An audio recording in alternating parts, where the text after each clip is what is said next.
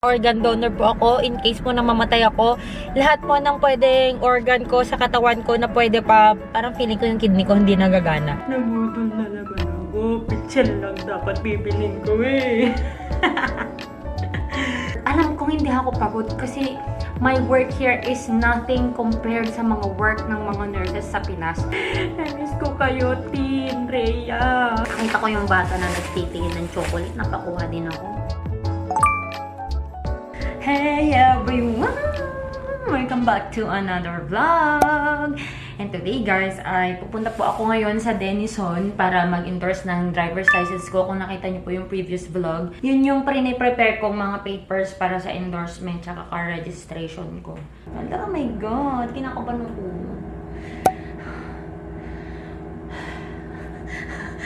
Iba pa man din yung kaba ko kung minsan parang nabablanko ako pag ano, pero sana pag-pray natin yan. Pray ako bago ako umalis. Lagi ako nagpe-pray talaga before I drive. Ayoko ng aberya. Ayoko mangyari sa akin yung nangyari sa pauwi kami from Sioux City. Guys, yung stop hindi ko na-stopan. Always stop pa man din yun. Parang four corners mag-stop. Wala, hindi ko na-stop. Dire-diretso. Buti na lang walang camera yung ano nila dun. Yung sa mga stop ano nila dun. Hindi kasi siya traffic light. Yung stop lang na octagon kasi yun. Oh, so sana hindi mangyari sa akin ngayon. So, dito na po ako sa Denison. Pero hindi ko alam kung dito ba yun. Pero feeling ko dito naman kasi may mga sheriff's car and all that. So far, yung travel ko naman is okay. I like the view. Parang pagod-pod lang sis. May dami kasing windmill doon sa Idagao. May isa lang akong maling turn. Pero yung turn na yun, papuntang Walmart kasi akala ko yun na yun. Iba pa pala. Dapat yung next turn pa pala. Dito ako guys sa Crawford County Jail yan. Tapos ito ata yung DMV. I'm not sure. And behind is the Bank of Iowa. Shucks, nanggigigil ako. Ang layo ng pinagparkan ko. Napakainit. Nakakasunog. Dito na ako sa DMV guys. Grabe, walang katao-tao. Feeling ko lahat dito pumapasa. Diyan lang yung loob. Tapos dalawa lang yung computer nila dyan. Guys, so tapos na po tayo sa ating endorsement ng license. Easy. Very accommodating lahat. And everybody's so happy. Hindi sila intimidating gaya sa TN. Grabe. So, andito na ako ngayon sa Walmart. And sabihin ko lang pala yung about sa endorsement ng license ko. So, ngayon, ang nangyari, yung nasa green card ko kasi is yung full name ko, tas yung maiden name ni mama. Dito kasi, parang yung maiden name mo is just nothing. Parang middle name, tinanong pa ako kung ano daw doon kasi tatlo yung pangalan ko. Ano daw doon yung first name ko. First name ko lahat yan. Tapos yung middle name ko is yung apelyido ni mama ko.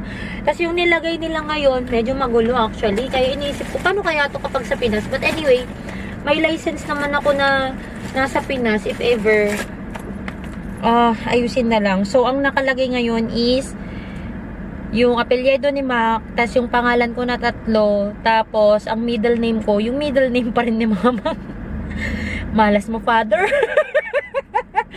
Wala yung pangalan na apelyido mo dito. Meron na rin akong naka-heart yung driver's license ko. So, ibig sabihin, pamilya, organ donor po ako. In case po na mamatay ako, lahat po ng pwedeng organ ko sa katawan ko na pwede pa, parang feeling ko yung kidney ko hindi nagagana.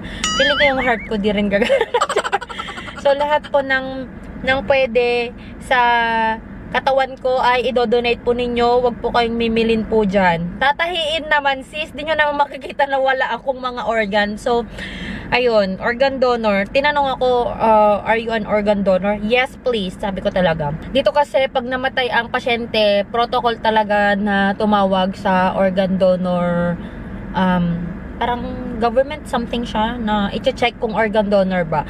Pero parang sa protocol kasi kung ayaw pa rin ng pamilya na naiwan na maging organ donor ang family member nila, parang hindi pa rin nila pwedeng ipilit. Kaya now you know, family, wag kayong mimilin dyan. Kasi, di ba, patay ka na lang din naman eh. Bigay mo na yung mga other parts of your katawan, makatulong ka pa sa ibang tao, naging useful ka pa kahit patay ka na. So, yun lang yung stand ko when it comes to organ donor. But you do you, if you don't want na maging organ donor, it's okay. Tapos, meron na din siyang star. Ibig sabihin, kapag may star, pwede mong gamitin yung license mo when you fly. Like, for example, hindi ko alam kung domestic lang ba eh. Pero kung wala kang star sa driver's license mo until May 2023, hindi mo magagamit yung iyong driver's license to fly. You can only use your passport or your military ID. So, ayun, may pa-star na yun. Ito ngayon daw.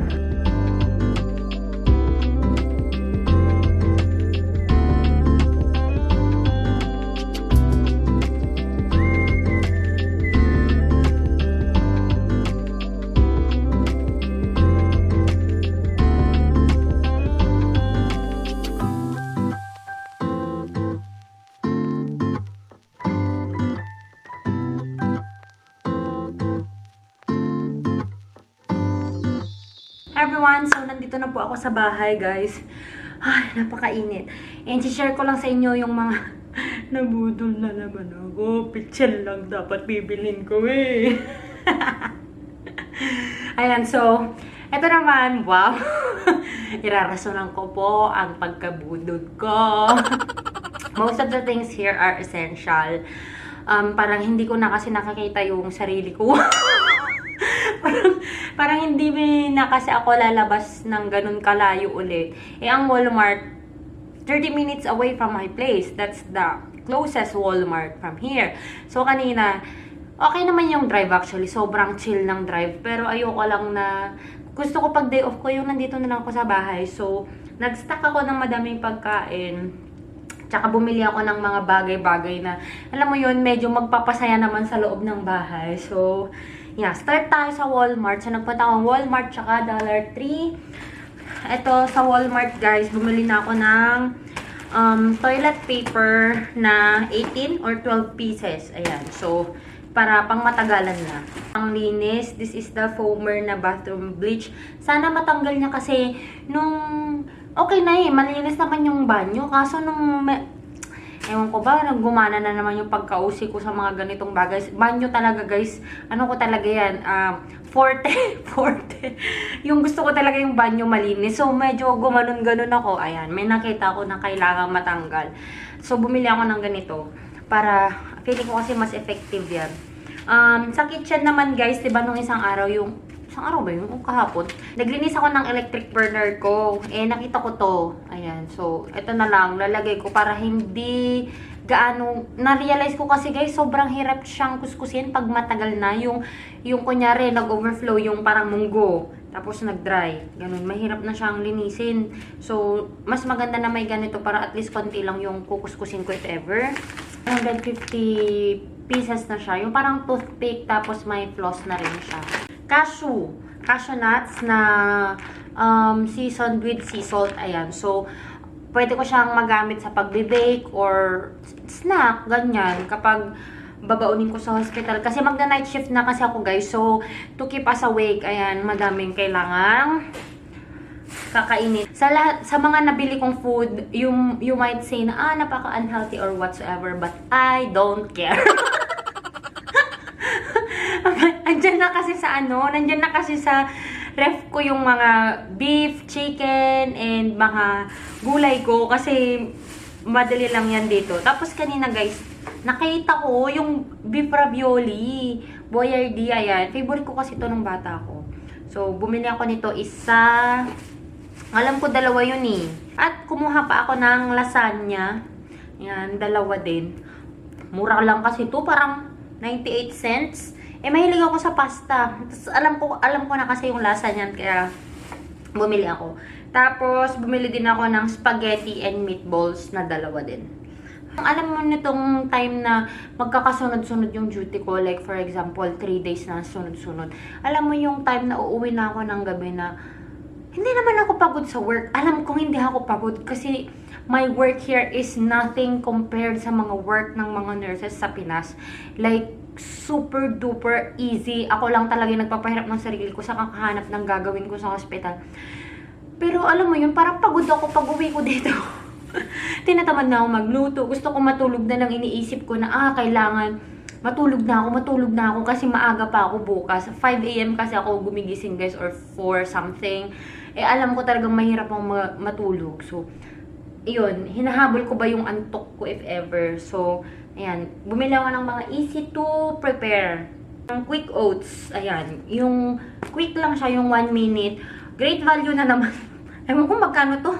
Hindi ko na maalala, pero murang-mura lang siya, guys. Sugar-free na pancake syrup.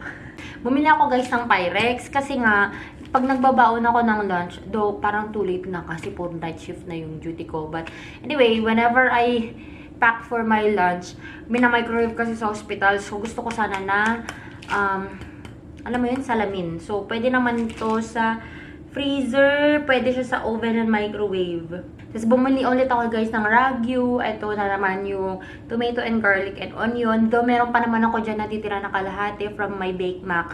Ayan, bumili pa rin ako kasi hindi naman yan masisira. 4 cheese pizza, ayan. So, di ba sabi ko nga, gusto ko yung mga pangmabilisan na lang na food if ever. Actually, sa Pilipinas, ginagawa ko to. Hindi ko alam kung nasasali ko ba yun sa vlog. Pero bumibili ako ng malalaking pizza sa Shakey's. Pre-freeze ko sila.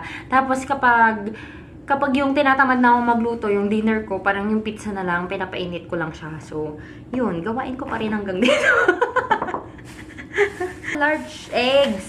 Pero yung white eggs lang na 18 pieces. Ayan. Kasi paubos na yung egg ko dyan. Meron ako dito, guys, na brown sugar. Kasi gusto kong gumawa ng cookies. Yung cookies na recipe ni Rhea. Ayan. Tapos, bumili din ako, guys, na mandarin para may paprutas naman ng madam. Ayan. Sabihin nyo na lang, puro unhealthy. Lahat ng binili. O, may pa-healthy kunyari dyan. May pa-orange po tayo. Mandarin. Pepto-Bismol. Eto, guys, alam ko to. Nung bata pa kasi ako, pinapadalhan na kami ni lola ko ng ganito. Guys, alam nyo ba, malapit nang maubos yung magagamot ko na omeprazole ko tsaka Cremil Ace. Kasi tigta 10 pieces lang yung binili ko nung pumunta ako dito. So, ito, bumili ako ng Pepto-Bismol for nausea, heartburn, indigestion, upset stomach, and diarrhea. So, ayan, guys. So, kung mapadpad din kayo dito sa US, if you're gonna move, at kagaya ko kayo na, alam mo yun, madaming ganap sa tiyan lagi. Pag madaling araw, ayan. So, feeling ko, magagamit ko to ng bonggang-bongga. Magsimula na po tayo sa mga pagkain na alam kong ikakasira ko ng loob ng aking ama. O, naririnig nyo na ba? It's a sign. Bumili ako, guys, ng lace. Magkano kaya ito? Hindi ko nakita. And then, dahil nga po night shift ako sa mga panahon na gugutumin ako. Pero, I promise you, guys, I'm not gonna eat this every time na magjo-duty ako. Kasi, alam ko naman yung limit ko when it comes to this. Nongshim, ano ba do? Shin Ramyun. Nongshim Shin Ramyun. Ayan. And I got here the udon din. Ayan. Mushroom, may paano naman.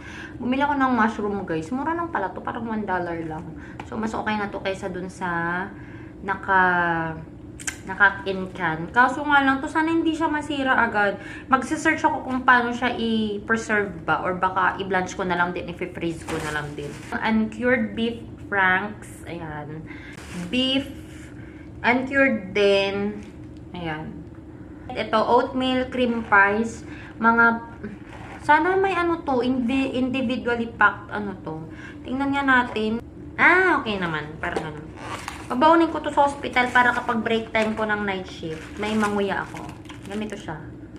Vanilla extract, parsley para sa mga lulutuin, wasabi. Tapos, guys, may Yakult. May Yakult, sis. Pero ang mahal. Tikit-tikit na lang din pag may time. Ganun. Pancake and waffle mix. Ayan. So, madami-dami na to eh. Parang 2 kilos.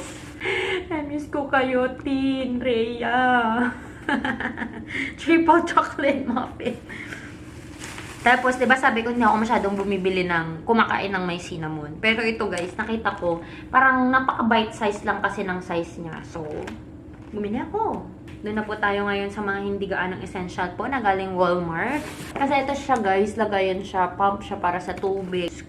Screwdriver, tsaka Phillips. Ayan, yung flat, tsaka yung, basta, yung may corner. Tapos, bumili na rin ako ng Oxy. Kasi yung Oxy yung nilalagay ko sa dots ko, which is really effective kasi talagang nadadry niya. So, eto, Oxy na acne medication na cleanser. 10% siya. Kailangan ko kasi guys, kapag mag-online shopping ako, kung ano yung dimension, ganyan. Wala akong makita na na tape measure, na yung parang medida, ganyan. Kumuha na rin ako ng non-stick na square cake pan para sa brownies. And kung ano man yung mga lulutuin ko, pasta, ganun. Kasi, kaysa bili ako ng bili ng may foil. Kitchen towels. 4 pala to. Tapos, bumili rin ako ng vase. Kung makikita nyo, may flower dito. Para kunyari may buhay naman, may babaeng nakatira sa bahay na ito. Sis. Gaganyan tayo, at least, pagdating ng table ko. Tapos, lalagay sa gitna. Pero ngayon, bumili ako ng crate. Napakamahal na crate. Yan, ganun. Tapos dito, yung mga fruits if ever. Diba? May ganun. Bumili lang akong towel, guys, kasi isa lang yung towel ko. 6 na ganito. Pakita ko na lang yung isa. 6 na baso. Parang wala pang $1 to eh. Bumili na ako ng dish dryer. Ayan. Tapos, pwede siyang ilagay ko siya sa sink habang nagda-dry yung mga gamit-gamit doon. Para hindi yung, you know, yung sink mismo yung natatouch niya. Ayan. Oh my God, this vlog is going to be so long. Tapos may lagayan din ng ganito. So, punta naman tayo ngayon guys sa Dollar Tree kasi may mga nabili ako sa Dollar Tree. Pitchel lang ang pinunta ko doon talaga. Kasi wala akong makitang pitchel sa Walmart. Pero, ba yan? Padami na naman, na $26 na naman tayo dun, sis. Ito yung, pag magdadrive ka, mahirap kasi, yung hydro flask ko kasi, kailangan igaganon mo pa. And it's too dangerous. So, kapag gusto kong uminom na nagdadrive ako, at least nasa tabi ko to, ganun lang, straw lang. So, yun, kaya ako bumili nito. Apple cranberry juice. Chocolate, sis. Chocolate na naman. Kita ko yung baby Ruth. Nakita ko yung bata na nagtitingin ng chocolate. Napakuha din ako. Ito yung pitchel. No choice tayo, guys. Ito na yung pinakamaayos na pitchel. Sabi ko, kung gagamitin ko yung water, kaysa naman bumili ako lagi ng bottled water para lang malagay ko sa ref if I'm craving for cold water. So, bumili na ako ng pitchel. It's still good naman, diba? Pero plastic talaga kasi siya. Gusto ko sana siya yung bote, pero wala talaga akong mahanap. This is funnel. Ayan. Para sa mga liquids na kailangan kong ilagay. Naghanap lang ako ng ganito kaliit, sis. Pero, ayan to siya eh. 3. $1 na yung 3 eh. Dove na chocolate. Masarap pala to. Drying mat. Kasi kulang yung isang ganito. Ito yung para sa cotton buds and cotton balls. So, bumili na ako ng mga bote. Good thing may ganito na rin siya. So, this is for the mantika.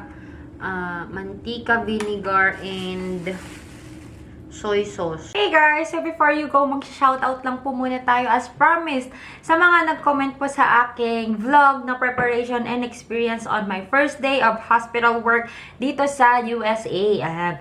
So, shoutout po kay Sis Manilyn Gonzalez again, and then kay Lady Jean Velonzar, Raymond Caberto, Ronnie Caberto, and Coco Yang, and then kay Ikit, Jonah de Guzman Cab. Ayan, thank you so much everyone for always commenting. Napaka-consistent ninyo. Mas consistent pa kayo kaysa sa pag-upload ko. But anyway, thank you so much. And for you guys who are watching, who are not yet subscribed to this channel yet, please do subscribe. And if you haven't followed me yet on my Instagram and on my Facebook, the name is Joy of Mia. And I usually post a lot of USA or nursing stuff sa aking Facebook, and of course dito sa aking YouTube, more on sa nursing and lifestyle dito sa US. So if you're interested in those kinds of content, ayan, mag-subscribe lang po kayo and hit the notification bell button para lagi kayong ma-update sa mga bagong uploads. So thank you so much guys again, and I'll see you guys in my next one. Bye!